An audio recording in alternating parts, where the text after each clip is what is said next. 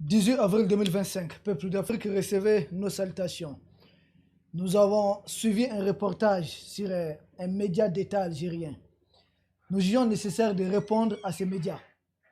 Que ce soit un média d'État algérien ou quel média algérien, mais c'est grave. Surtout qu'ils ont essayé de faire un montage, essayer de colmater certaines choses, de mettre certaines choses ensemble contre le Mali, essayer de diffamer, mentir, lancer une campagne de propagande contre le Mali. Nous répondons à leurs accusations, à leurs mensonges, à leur campagne de dénigrement contre notre pays. Nous n'allons pas nous laisser faire comme ça. Nous allons dire la vérité, toute la vérité. D'abord, premièrement, nous constatons que ils ont pris certains Maliens et une Ivoirienne, d'autres nationalités, c'est-à-dire l'ensemble du réseau France-Afrique. Ils ont essayé de sélectionner des gens. Quand on vous dit qu'Alger est tout avec Paris, c'est la même chose. Ils ont pris les gens du réseau France-Afrique qui n'aiment pas le combat de libération porté par les autorités du Mali. Ils les ont mis ensemble, essayé de monter un reportage diffamé contre le Mali. Et donc même, ils ont même utilisé l'intervention de l'ancien premier ministre du Mali. Mais c'est très grave. Hein? Je vous prie de taper simplement sur Google. Ancien premier ministre du Mali. Membre des francs-maçons en France, au Sénat français. Et vous-même, découvrez et lisez ce que vous allez découvrir.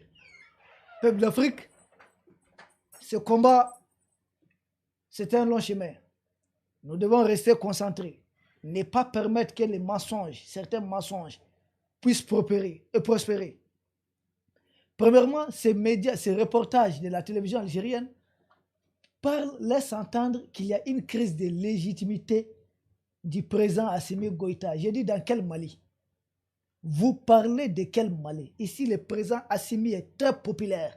J'invite ces médias algériens à diffuser les images des manifestations géantes devant l'ambassade d'Algérie. C'est les manifestants qui accusaient l'État algérien d'État qui soutient, sponsor des terroristes. Parce que c'est quoi? Qu'est-ce qui s'est passé? L'État algérien s'est attaqué à un drone en territoire malien, lequel drone s'apprêtait à éliminer des leaders terroristes. Certains d'entre eux ont leur tête mise à prix. Ils ont fait échapper ces terroristes. Donc, l'État algérien, l'armée algérienne a soutenu les terroristes. C'est de cela qu'il est question. On dit à Bambara, Ansou Ani Faté du Roussera. On vous dit bonne nuit. Vous me reprochez peut-être que mon père ne paye pas, ne rembourse pas des dettes. C'est hors sujet. Cela n'a rien à voir. Quelqu'un qui vous dit bonne nuit. C'est là à quoi avoir avec si son père paye des dettes ou pas. Rien. Alger a agressé l'État malien. Premièrement, Alger a sauvé des terroristes maliens, des terroristes qui s'attaquent à tous les pays de l'Est, même au-delà de l'espace AES. Des terroristes qui endeuillent le Togo, qui endeuillent le Bénin, qui endeuillent le Ghana. C'est de cela qu'il est question. Ne déplacez pas les problèmes. Tebboune n'est pas plus légitime en Algérie qu'Assimi au Mali. Assimi est 10 fois plus populaire, 10 fois plus légitime que votre Tebboune, sorti de nulle part. C'est quoi cette histoire? Vous dites des trucs. Mais vous ne voyez pas toutes ces manifestations en faveur des autorités du Mali, de quelques activistes payés par les réseaux France-Afrique, des anciens premiers ministres qui font une sortie médiatique ratée. Et l'Algérie prend ça contre nous.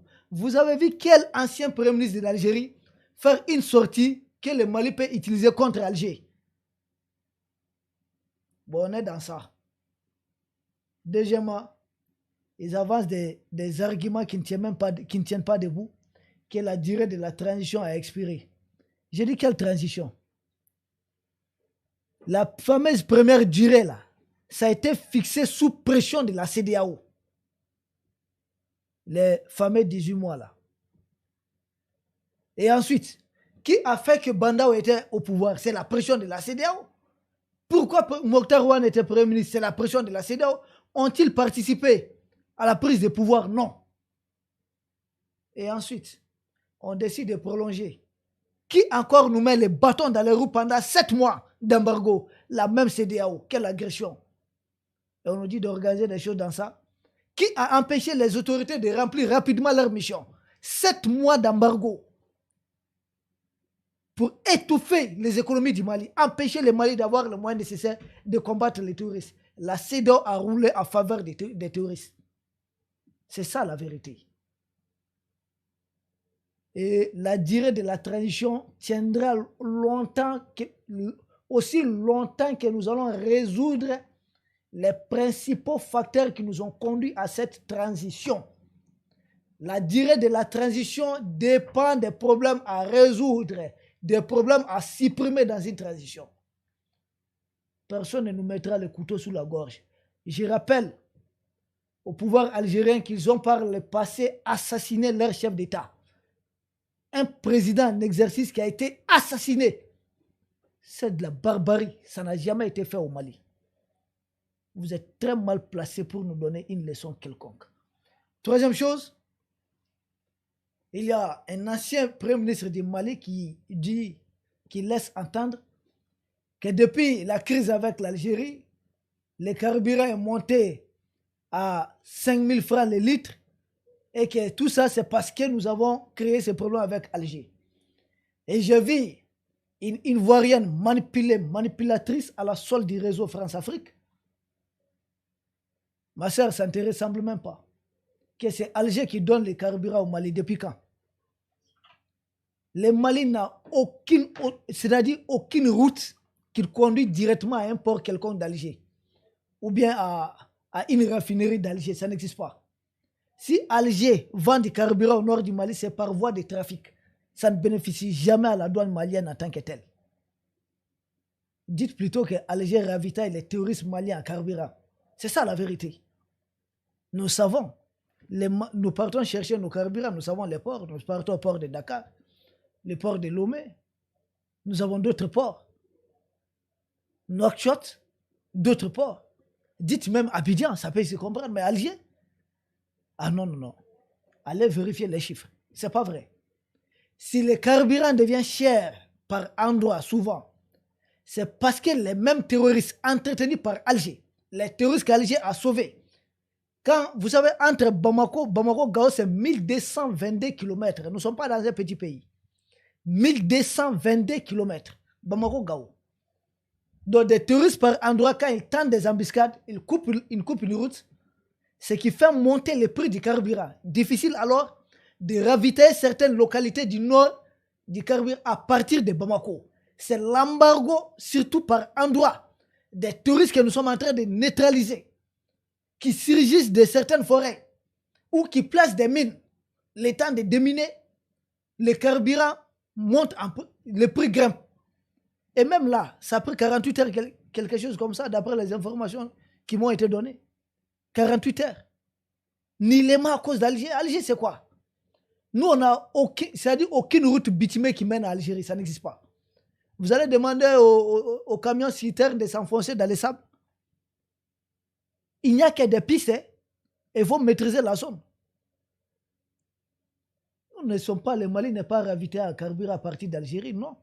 Il y a les carburants trafiqués qui parviennent à certaines localités du Mali.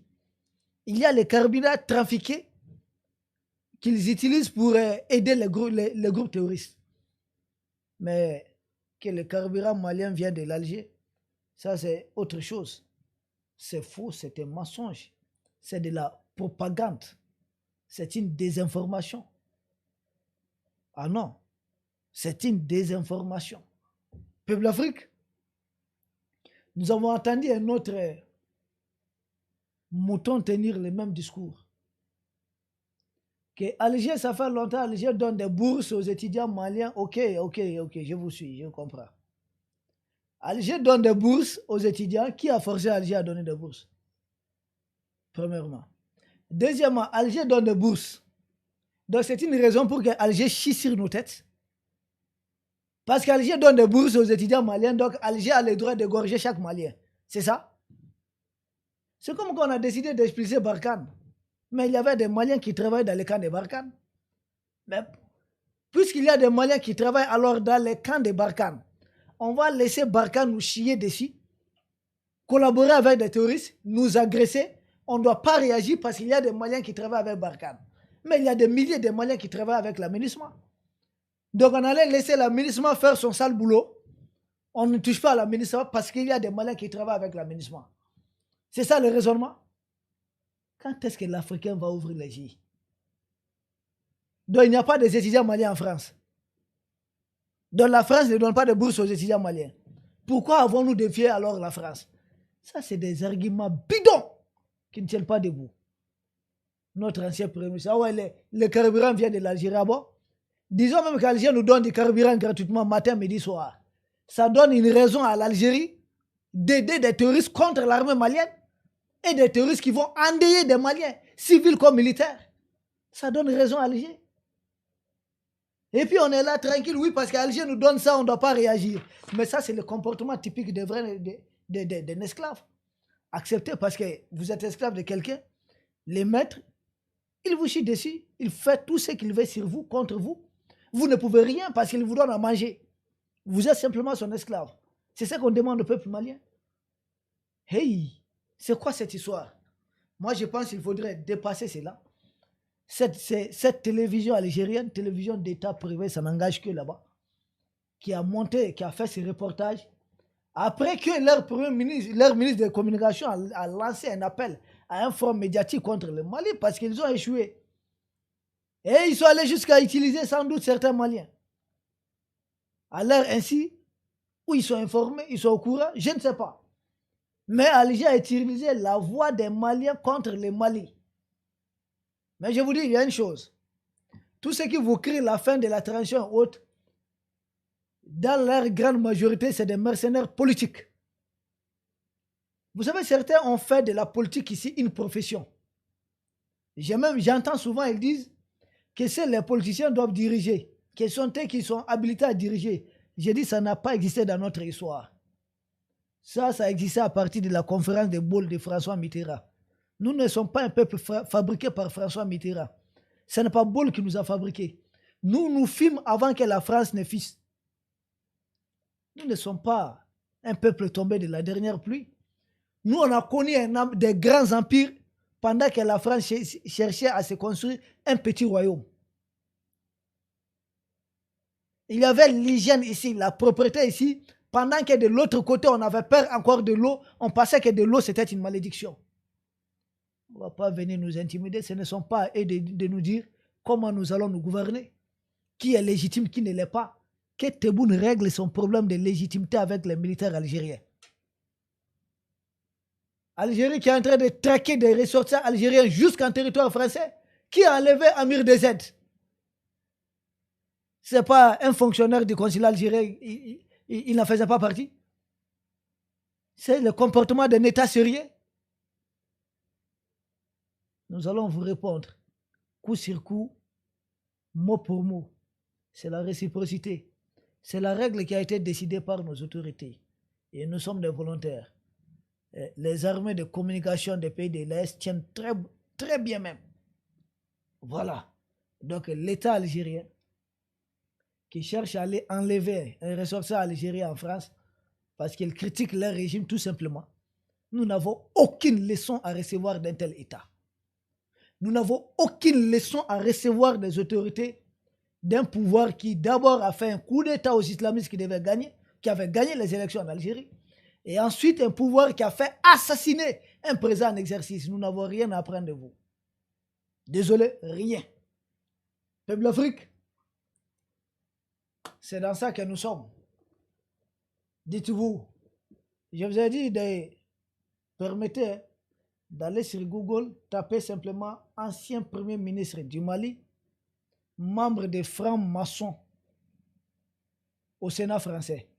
Et vous-même, vous parviendrez au résultat. Vous comprendrez contre qui le Mali est en train de lutter.